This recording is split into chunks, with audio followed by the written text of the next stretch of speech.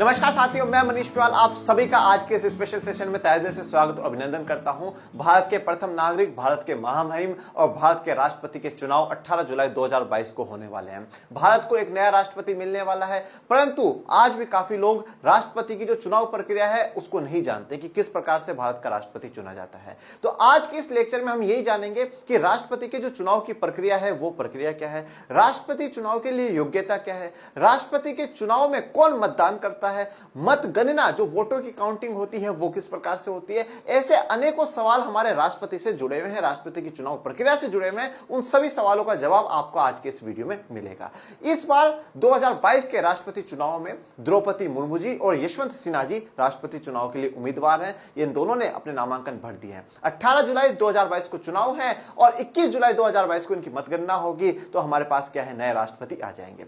25 जुलाई 2017 को आज के मौजूदा राष्ट्रपति श्री रामनाथ कोविंद जी ने शपथ ली थी। 25 जुलाई से पहले पहले हमें क्या है, नया राष्ट्रपति मिल जाना चाहिए। इसलिए 21 जुलाई को काउंटिंग कर करके तैयार रहता है निर्वाचन आयोग की हम 25 जुलाई को शपथ जो समारोह है वो हो जाए और भारत को नया राष्ट्रपति मिल जाए। तो हम जानते हैं इन राष्ट्रपति की चुनाव प्रक्रिया के बारे में। सबसे पहले बात करेंगे राष्ट्रपति का जो मतलब है, जो राष्ट्रपति शब्द है उसको समझने की कोशिश करते हैं। देखिए, राष्ट्रपति शब्द में आप देख रहे हैं राष्ट्र, राष्ट्र तो क्या है, देश है। और जब पति शब्द आप देखते हैं, ये पति शब्द का मैं कहीं ना कहीं थोड़ा सा एक इजी सा लॉजिक निकालता हूं। ये पति शब्द जो चीज किस चीज को दर्शाता है, मालिक को दर्शाता है।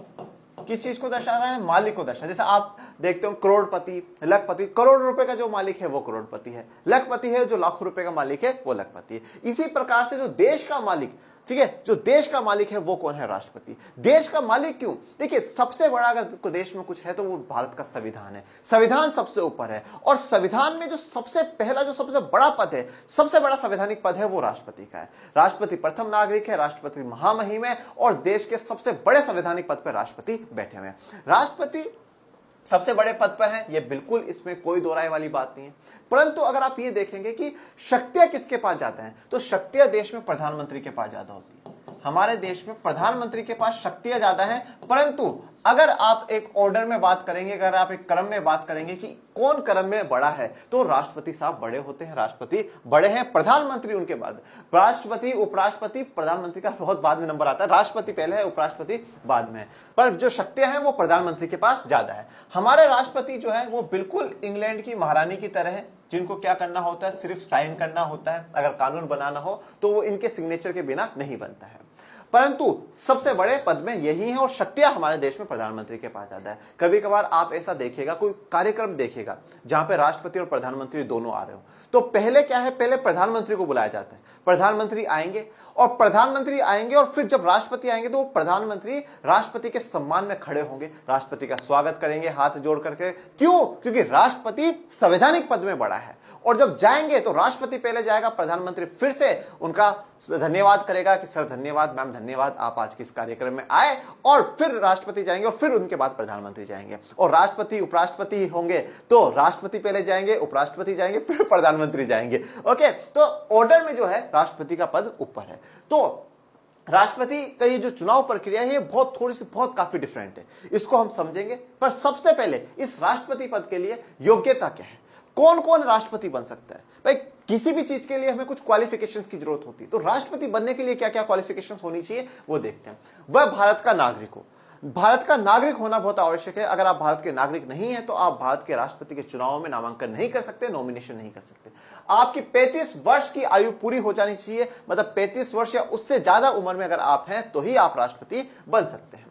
लोकसभा का सदस्य निर्वाचित होने के लिए अहिर्त हो, मतलब लोकसभा का सदस्य बनने के काबिल हो। लोकसभा का सदस्य बनने के काबिल होने का मतलब क्या है कि 25 वर्ष से ज्यादा की उम्र हो। लोकसभा में जो भी सदस्य बनते हैं उनकी उम्र 25 से ज्यादा होती है, तो 25 से ज्यादा होनी चाहिए, या तो 35 पहले ही कह चुके हैं। उसके अलावा कोई भी कानून भारत के संविधान ने या भारत के संसद ने कोई भी कानून लोकसभा का सदस्य बनने के लिए तय कर रखा हो, उन सारे कानूनों पर वो खड़ा उतरता हो, उन सभी मापदंडों पर वो खड़ा उतरता हो, तो वो लोकसभा का सदस्य बनने के काबिल है। इसका मतलब क्या है, वो राष्ट्रपति के चुनाव में खड़ा हो सकता है।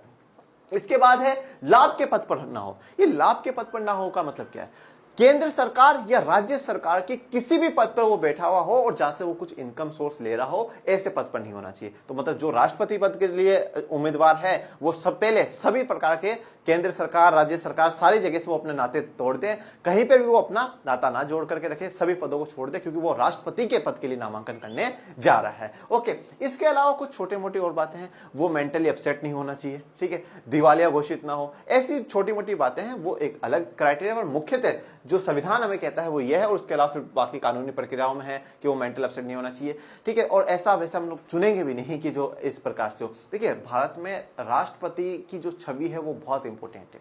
एक बिल्कुल साफ सुंदर छवि वाला इंसान हमें राष्ट्रपति बनाना होता है, जिसके ऊपर ना ज्यादा कोई किसी प्रकार के केस के मामले हो, बिल्कुल बहुत सज्जन जो पुरुष होते हैं ना, वो राष्ट्रपति के लिए आगे बढ़ते हैं, उनको राष्ट्रपति के लिए जो पार्टियां हैं वो उतारती हैं, ठीक है। तो अच्छे इंसान को उतारा जाता है, और अभी तक जो भारत को राष्ट्रपति मिले सभी बाकायदा बहुत अच्छे शख्सियत रहे हैं।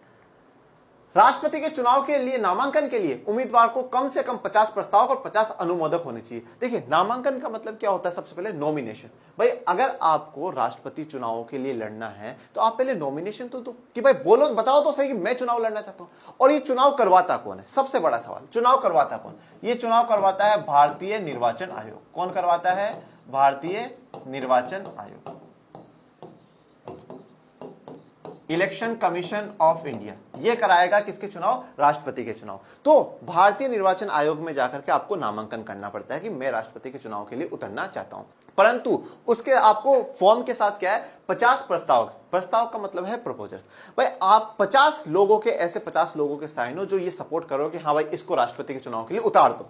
और जिन्होंने 50 ने हाँ करी है, उनके 50 के वापिस हाँ करने वाले और होने चाहिए, ठीक है भाई। हाँ भाई, इन्होंने जो जिन्होंने 50 लोगों ने बोला ना इसको उतारो, हाँ हम भी इनके साथ हैं, उतारो उतारो।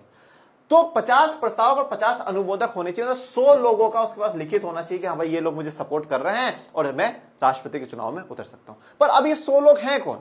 क्या मैं लिख करके दे दूं कि हाँ भाई मैं इनको सपोर्ट कर रहा हूं, उतार दो, या और कोई लिख करके दे दे? आप लिख करके दे दो? नहीं पॉसिबल। ये कौन करता है? ये एमएलए और एमपी जो होते हैं वो करते हैं। एमएलए मतलब आपके विधायक, आपकी जो राज्यों में विधानसभाएं हैं जहां से मुख्यमंत्री बनते हैं वो विधायक वो करते हैं, या जो सांसद होते हैं लोकसभा या राज्यसभा के जो सांसद हैं वो करते हैं। तो 50 और 50 100 लोगों की जो आवश्यकता होती है, जो एमएलए एमपी उनको दे, तभी आप नामांकन भर सकते हैं।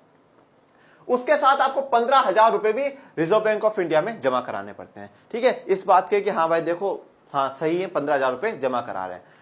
और अगर जितने वोट डाले गए, टोटल वोट जितने भी डाले गए, जैसे मान लेता हूं मैं कि 100 वोट डाले गए, ओके, 100 वोट का 1/6 जब आप निकालेंगे तो अप्रोक्सीमेट 16 पॉइंट समथिंग कुछ आएगा। मतलब मैं मानता हूं 17 से कम वोट अगर आपको मिले तो क्या होगा? आपके 15,000 रुपए जब्त हो जाएंगे। ये 15,000 रुपए नहीं मिलेंगे। आपने बहुत सी बार सुना होगा, जो ये नॉर्मल चुनाव होते हैं, पार्षदों के भी होते हैं, विधायक के, सांसद के, आपने सुना होगा और यार उस आदमी की जमानत जब्त हो गई। जमानत जब्त होने का मतलब क्या है? जो पैसा उन्होंने जमा कराया है, जो जमा कराया है, ठीक है, निर्वाचन आयोग को दिया है, बैंक को दिया है, जो जमा कराया है वो अब वापस नहीं मिलेगा। वापस क्यों नहीं मिलेगा? क्योंकि उसको 1/6 भाग वोट भी नहीं मिले। टोटल जितने वोट डले ना उसमें से 1/6 भी नहीं मिले। मतलब बहुत बुरी स्थिति है, बहुत बुरी स्थिति। इनको पैसों से कोई फर्क नहीं पड़ता, 15,000 चले गए, 2,000 चले गए, 500 चले गए, 1,500 नहीं। उसका बात यह है कि देखो इतने भी वोट नहीं मिले। पब्लिक से अरे यार तू क्या चुनाव लड़ रहा था, तुझे पहले पता इतने ही नहीं मिलेंगे। अब अगली बार वो चुनाव लड़ेगा, लगेगा तो पहली बार से जमानत जब्त हो गई, मतलब तुझे 1/6 वोट भी नहीं मिले। ओके, वैसे 15,000 से उन लोगों को कोई फर्क नहीं पड़ता जो राष्ट्रपति के चुनाव में खड़ा हो रहा है कि मैंने 15,000 डूब जाए, ऐसा नहीं है। ओके, अब निर्वाचन मंडल के सदस्य। अब भारत में जब राष्ट्रपति के चुनाव होते हैं तो उनमें डायरेक्ट जनता वोट नहीं डालती, प्रत्यक्ष मतदान नहीं करती जनता खुद मतदान नहीं करती। हम लोग वोट नहीं डालेंगे 18 जुलाई को कि भाई मैं द्रौपदी मुर्मू जी को राष्ट्रपति बनाना चाहता हूं या मैं यशवंत सिन्हा जी को राष्ट्रपति बनाना चाहता हूं। जनता वोट नहीं डालेगी। फिर वोट डालेगा कौन? मतदान करेगा कौन? तो उसके लिए क्या है? निर्वाचन मंडल बनाया गया है, ठीक है। एक ग्रुप बनाया गया है जो क्या करेगा? चुनेगा, निर्वाचित करेगा, ठीक है। अब इस निर्वाचन मंडल में कौन कौन आता है वो देखिए। सबसे पहले है संसद के दोनों सदनों के निर्वाचित सदस्य। तो संसद जो है उसमें दो सदन कौन से, दो हाउसेस कौन से? एक है लोकसभा और दूसरी है राज्यसभा। ये दो हाउसेस, ये दो सदन है। और अगर संसद के बारे में अगर कभी पूछा जाता तो उसमें लोकसभा, राज्यसभा और राष्ट्रपति खुद आते हैं। पर यहां पे बोला गया संसद के दोनों सदन, तो दो सदन, हाउस दो ही है, एक लोकसभा एक राज्यसभा। उसमें वेरी इंपॉर्टेंट निर्वाचित सदस्य। अब ये निर्वाचित का मतलब क्या? इलेक्टेड, जिनको चुना गया हो वो इलेक्टेड। तो बाकी सर और कौन होते हैं? दो प्रकार के सदस्य आप देखेंगे, एक होते हैं निर्वाचित और दूसरे होते हैं मनोनीत। मनोनीत या जिन्हें हम कहते हैं नॉमिनेटेड। नॉमिनेटेड मतलब वो कोई इलेक्शन लड़कर के नहीं आए, उनको डायरेक्ट राष्ट्रपति साहब ने बिठाया है कि हाँ आप जाकर के बैठ जाओ। जैसे कि यहां पर आ जाओ, लोकसभा में जो टोटल सदस्य हैं वो है 545। तो 543 तो क्या है, चुनाव लड़कर के जीत करके आए हैं, और दो क्या है, एंग्लो इंडियंस हैं, जिनको राष्ट्रपति साहब डायरेक्ट अपॉइंट कर देते हैं, डायरेक्ट बिठा देते हैं। वैसे तो देखिए अब ये एंग्लो इंडियन वाला सिस्टम भी खत्म हो गया, ठीक है, पर अभी की लोकसभा में तो ये बैठे हुए हैं, पर 2024 में ये हट जाएगा। मतलब 2019-20 में हटा दिया इसको, पर 2024 से ये हट जाएंगे। तो ये अभी वोट नहीं कर सकते। अभी जो चुनाव होंगे 18 जुलाई को, ये लोग वोट नहीं डाल सकते। राज्यसभा में जो टोटल मेंबर्स हैं वो है 245। ओके, इसमें से 233 तो चुनाव लड़कर के जीत करके आए हैं, और 12 को राष्ट्रपति साहब क्या करते हैं, मनोनीत करते हैं या नॉमिनेट करते हैं। तो अब ये 12 ये भी वोट नहीं कर सकते। क्या बोला, सिर्फ और सिर्फ निर्वाचित, इलेक्टेड होने चाहिए। तो टोटल कितने लोग वोट करेंगे, 543 ये और 233 ये, तो 6, 7 और 7, 776 लोग, 776 भारत की संसद से वोट करेंगे। ओके, ये एंग्लो इंडियन, और 12 ये वोट नहीं डालते हैं राष्ट्रपति के चुनाव में। उसके बाद राज्य विधानसभा के निर्वाचित सदस्य। अब बहुत ध्यान से सुनना, राज्यों में विधान मंडल होता है। क्या होता है, विधान मंडल होता है। इसमें सबसे पहले विधानसभा, जैसे वहां पर लोकसभा है ना, यहां पर विधानसभा हर राज्यों में है, ठीक है, यहां पर विधानसभा। विधानसभा के बाद आता है विधान परिषद। ओके, विधान परिषद, और फिर एक होता है राज्यपाल। जो राष्ट्रपति का काम है वो यहां पे राज्यपाल का है। इनसे मिलकर के विधानमंडल बनता है। ओके, पर ये जो विधान परिषद है ना, ये सिर्फ और सिर्फ 6 राज्यों में। कितने राज्यों में, सिर्फ और सिर्फ 6 राज्यों में। राज्यपाल का तो काम ही छोड़ दो, अभी बात ही मत करो, तो 6 ही राज्यों में।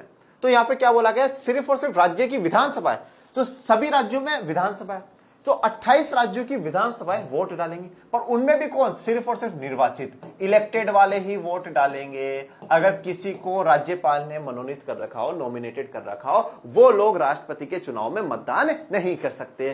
क्लियर बात।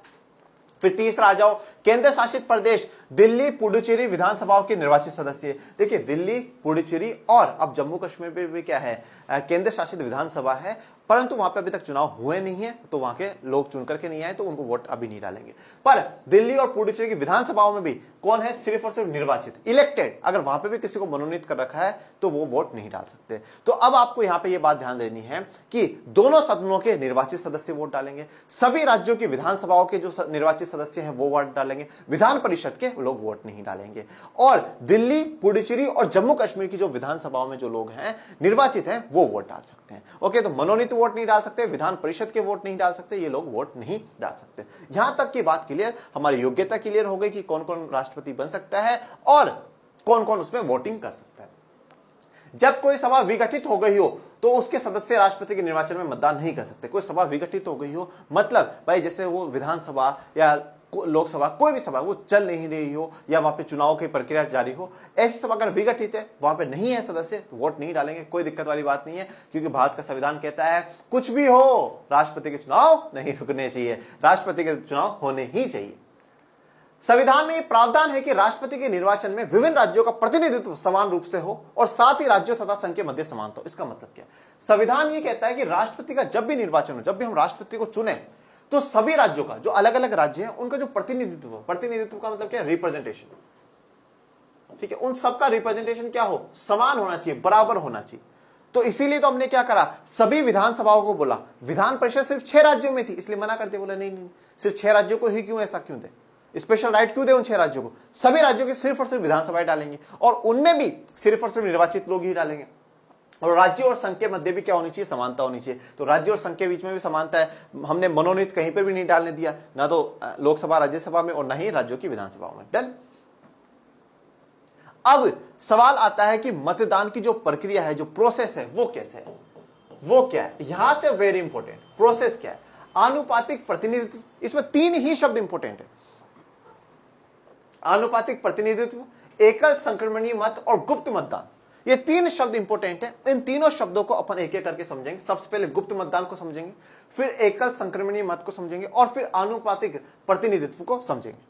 तो अब सबसे पहले गुप्त मतदान को समझते हैं। अब आपको पूरी प्रक्रिया समझ में आ जाएगी। देखिए क्या होता है, जैसे हम लोग जब चुनाव में वोट डालने जाते हैं, हम जब किसी को चुनते हैं तो हमारे पास तो क्या होती है, ईवीएम होती है। ठीक है, ईवीएम में क्या होता है, नाम लिखा हुआ होता है और फिर उसके आगे बटन होता है, वो दबा देते हैं और वोट चला जाता है। यहां पर ऐसा नहीं, यहां पे क्या होता है, एक आपको बैलेट पेपर दिया जाता है। बैलेट पेपर क्या है, इस प्रकार से मैं आपको यहां पे समझाता हूं। ये एक पेपर दिया जाता है। इस पेपर में क्या होता है, इधर लिखे हुए होते हैं नाम। जैसे अब इस बार क्या लिखा हुआ होगा, द्रौपदी मुर्मू जी और यशवंत सिन्हा जी, ऐसे नाम लिखा हुआ होगा।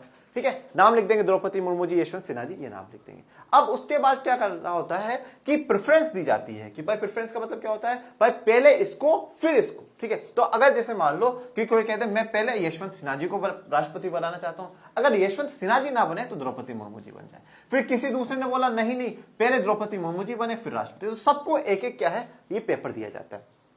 तो आइए अब अपन इसको समझते हैं। अब अपन एक बिल्कुल आसान सा उदाहरण लेते हैं। अपन जैसे मानते हैं कि भाई तीन कैंडिडेट राष्ट्रपति के चुनाव में है, एक्स, वाई और जेड। ठीक है, ये एक बैलेट पेपर आपको मिला। ठीक है, एक सांसद को मिल गया, एक विधायक को मिल गया। एक और आपको इंटरेस्टिंग बात मिलाता हूं, जो सांसद को, जो लोकसभा और राज्यसभा के जो सदस्य हैं उनको सांसद कहा जाता है, और उनको जो बैलेट पेपर दिया जाता है ना, वो ग्रीन कलर का दिया जाता है। कैसा दिया जाता है, ग्रीन कलर का।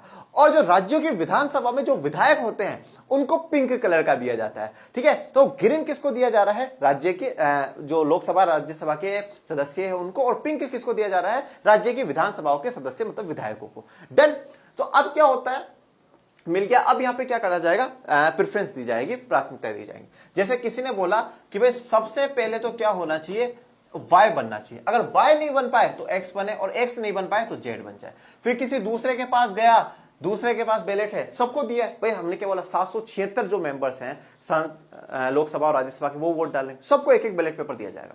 फिर दूसरे ने बोला कि भाई एक्स वाई जेड में से क्या हो, बनना तो एक्स ही चाहिए, एक्स नहीं बने तो वाई और वाई नहीं तो जेड। फिर एक और के पास गया, उसने बोला कि भाई नहीं नहीं, सबसे पहले जेड फिर वाई और फिर एक्स, ऐसा होता है। ये जो आपको बताया ये गुप्त मतदान है। गुप्त मतदान क्यों है, आपको सीक्रेट बैलेट पेपर दिया गया, आपने इसमें अपनी प्राथमिकता डाल दी और चुपचाप वहां पे एक पेटी रखी हुई, आप उसको ले जाकर के वहां डाल दो, उस पेटी में आप डाल दीजिए, मतगणना वाले दिन खुलेंगे।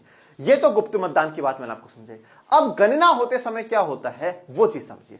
अब क्या होगा, सबसे पहले तो क्या करा जाएगा, जैसे मैंने 3 बॉक्स बना लिए, ये एक बॉक्स एक्स को दे दिया, ये एक बॉक्स वाई का है और ये जेड का है। ठीक है, ये क्या है, निर्वाचन आयोग का काम है, अपना नहीं है। 3 बॉक्स बना लिए। अब क्या करा, सबसे पहले देखेंगे कि भाई पहली जो प्राथमिकता है वो किसको मिली है। तो इसमें देखेंगे भाई वाई को मिली है तो आजा, ये वाई में चला गया। इसमें एक्स को मिली है, एक्स में चला गया। उसके बाद इसमें जेड में मिली, जेड को। फिर और किसी की एक्स में आई होगी, जिसने फर्स्ट नंबर पे एक्स को लिखा होगा एक्स का डाल दिया जाएगा। जिन्होंने फर्स्ट नंबर पे वाई को दिया होगा वाई में डाल दिया जाएगा। जिन्होंने जेड को दिया होगा वो जेड में डाल देंगे। ऐसे सब में अलग अलग कर दिया। अब उसके बाद ये क्या हो गया, आपने गुप्त मतदान कर दिया और फिर एक्स को, वाई को, जेड को आपने दे दिया। और अब हमेशा क्या है, राष्ट्रपति बनने के लिए जरूरत है कि आपको जितने भी टोटल वोट गिरते हैं, जितने भी टोटल वोट होंगे उसका 50% से एक ज्यादा आपके पास होना चाहिए। ओके, जैसे कि 10 लाख वैल्यू है तो आपके पास 5 लाख एक तो होना चाहिए। अभी आगे समझाऊंगा कि 10 लाख कैसे पहुंचेगी। तो इस प्रकार से होना चाहिए। अब क्या होता है कि अगर जैसे मान लो कि भाई ये तो 50% तो तीनों में से कोई क्रॉस नहीं कर पा रहा, तीनों में से कोई क्रॉस नहीं कर पा रहा, फिर क्या करेंगे, देखेंगे तीनों में से सबसे कम किसके हैं। तो फिर पता चला जेड का सबसे कम है, तो जेड बाहर, जेड क्या हो जाएगा, बाहर हो जाएगा। फिर जेड की जो पर्चियां हैं, जो बैलेट पेपर था, वो वापस बाहर निकालेंगे। अब उसमें से देखेंगे कितने लोगों ने एक्स को और वाई को सेकंड प्राथमिकता पे रखा है, क्योंकि जिन जिन के जेड वाले डब्बे में डाला उन्होंने फर्स्ट पे तो किसको रखा है, जेड को रखा है। तो अब इनमें से एक्स को सेकंड पे कितनों ने रखा है, मान लो एक्स को सेकंड पे रखा, वो वापस इधर आ जाएगा। ठीक है, वाई को जिन्होंने सेकंड पे रखा है वो इधर आ जाएगा। तो क्या हो गया, जो इसके वोट्स थे वो क्या हो गए, ट्रांसफर हो गए। इसी को हम बोलते हैं सिंगल ट्रांसफर। ठीक है, एकल संक्रमणीय मत, एकल संक्रमण। तो संक्रमण हमने क्या कर दिया, ट्रांसफर कर दिया, इसके वोट ट्रांसफर कर दिए। फिर जिसके पास ज्यादा, अब तो ऑफकोर्स बात है, 2 में से एक के पास तो होंगे ही होंगे ज्यादा। तो जैसे मान लीजिए एक्स के पास ज्यादा हो गए तो एक्स जीत गया। तो हमारे जो दो, मैंने आपको तीन शब्द इंपॉर्टेंट बताए थे, आनुपातिक प्रतिनिधित्व, एकल संक्रमणीय मत और गुप्त मतदान, ये आपको। तो अब आनुपातिक प्रतिनिधित्व, संक्रमणीय मत और गुप्त मतदान हमारा हो चुका है कि एकल संक्रमणीय मत, ठीक है, और गुप्त मतदान हमारे के लिए। अब आनुपातिक प्रतिनिधित्व को समझते हैं।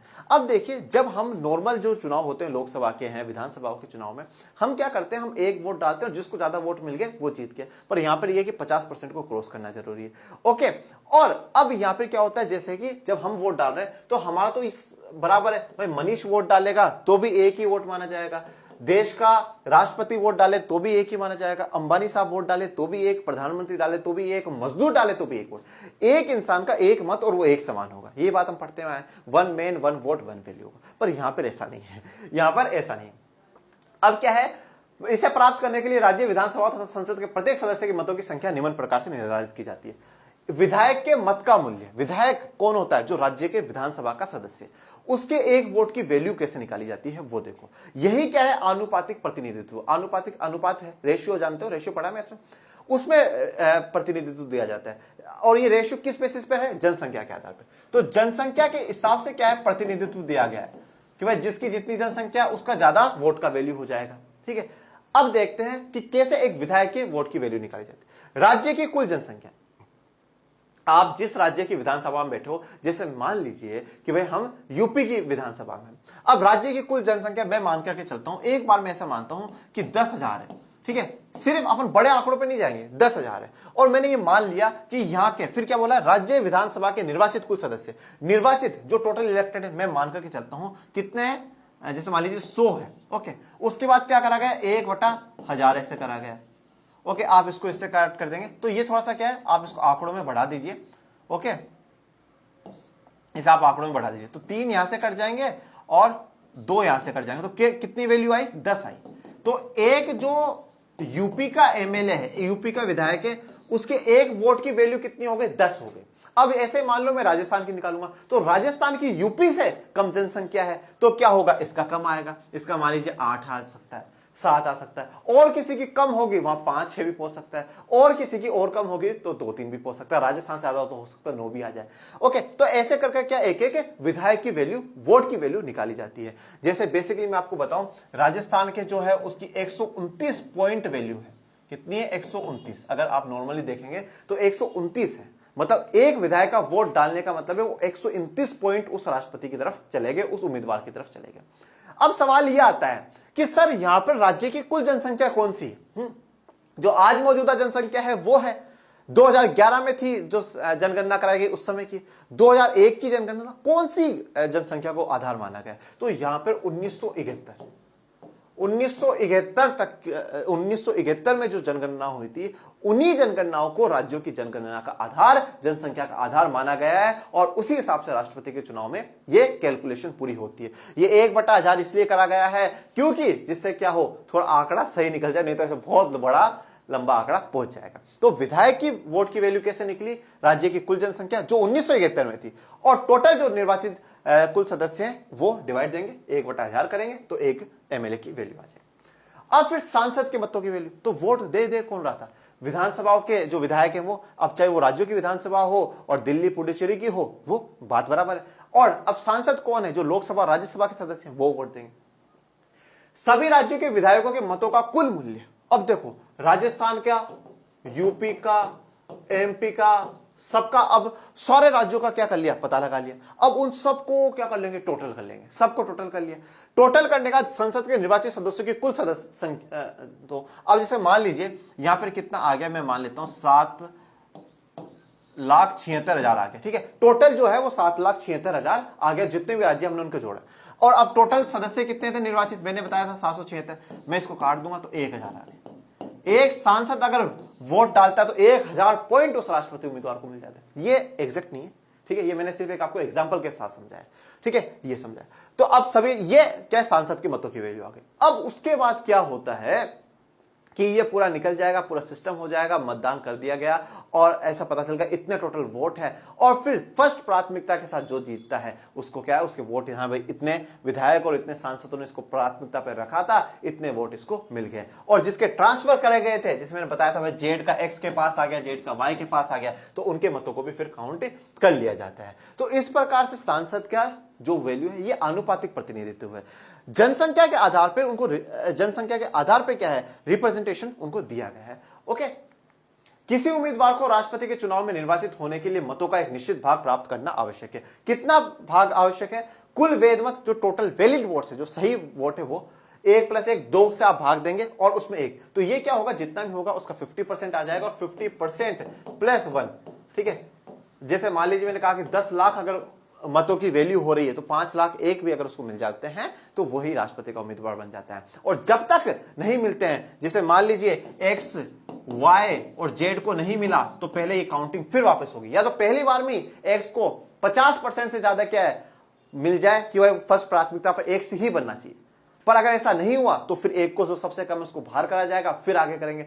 फिर अगर ऐसे 4-5 कैंडिडेट्स हैं तो ये प्रोसेस जब तक चलेगा, जब तक, कब तक कि एक हमारे पास ऐसा बंदा चुन करके नहीं आ जाए जो 50% से ज्यादा है। ये आम चुनाव जो हमारे होते हैं लोकसभा के, राज्यों की विधानसभाओं के, उनसे बहुत हट कर करके है, ठीक है। हम वोट डालते हैं, एक वोट एक समान, पर यहां पर ऐसा नहीं, एक वोट की वैल्यू है और हर राज्य की अलग अलग है, ठीक है। हम जो वोट डालते हैं, एक वोट से जो जीत गया, चाहे 40% हो, चाहे 30% हो, चाहे 50%, जीत गया वो जीत गया भाई, ठीक है। जो जीत गया वो जीत गया, पर यहां पे ऐसा नहीं, यहां पे ये आंकड़ा आपको क्रॉस करना होता है। ये राष्ट्रपति, अब राष्ट्रपति को शपथ कौन दिलाता है? जब राष्ट्रपति बन जाएंगे 25 जुलाई को हमारे नए राष्ट्रपति हमारे सामने होंगे, उनको शपथ कौन दिलाएगा? तो शपथ दिलाता है चीफ जस्टिस ऑफ इंडिया, जो सुप्रीम कोर्ट के मुख्य न्यायाधीश हैं, वो शपथ दिलाते हैं। अब आप मुझे कमेंट बॉक्स में ये बताइएगा कि मुख्य न्यायाधीश अभी है कौन। इसके अलावा अगर कभी राष्ट्रपति को अपने पद को त्यागना हो, छोड़ना हो, वो इस्तीफा किसको देते हैं? उपराष्ट्रपति को देते हैं। उपराष्ट्रपति को इसलिए देते हैं क्योंकि राष्ट्रपति के जाने के बाद जितनी भी जिम्मेदारियां संभालेंगे वो उपराष्ट्रपति संभालेंगे, सिर्फ और सिर्फ 6 महीने के लिए। 6 महीने के अंदर अंदर फिर से राष्ट्रपति के चुनाव करा दिए जाएंगे। तो उनको खबर देना तो जरूरी है, भाई मैं तो जा रहा हूं, अब तू संभालना, ठीक है। तो उपराष्ट्रपति को अपना इस्तीफा सौंप देते हैं, ठीक है। फिर राष्ट्रपति शपथ लेता है और 25 जुलाई 2022 से लेकर के 25 जुलाई 2027 तक राष्ट्रपति के कार्यकाल को संभालता है। ये पूरी क्या है, राष्ट्रपति के एक जो निर्वाचन प्रक्रिया है, उसको कैसे चुना जाता है, वो थी मतदान जो करेंगे वो करेंगे, और हमें 21 जुलाई को हमें पता चल जाएगा ये राष्ट्रपति बन चुके हैं, और 25 जुलाई को शपथ लेकर के देश की गद्दी को संभाल लेंगे, ठीक है। ये पूरे राष्ट्रपति की निर्वाचन की एक प्रक्रिया होती है, किस प्रकार से वो बनते हैं। जो छोटे मोटे जो बेसिक सवाल होते हैं वो आपके आज के इस वीडियो में क्लियर हो गए होंगे, ओके। और फिर 5 अगस्त को उपराष्ट्रपति भी शपथ लेंगे, तो उसके रिगार्डिंग भी अपने एक वीडियो लेकर के आएंगे, ओके। ये वीडियो आपको कैसा लगा आप कमेंट बॉक्स में जरूर बताइएगा। और अब राष्ट्रपति को शपथ कौन मुख्य न्यायाधीश दिलाएंगे ये भी आप कमेंट बॉक्स में बताइएगा। मिलते हैं नेक्स्ट लेक्चर में, तब तक के लिए थैंक यू सो मच। जय हिंद, जय भारत।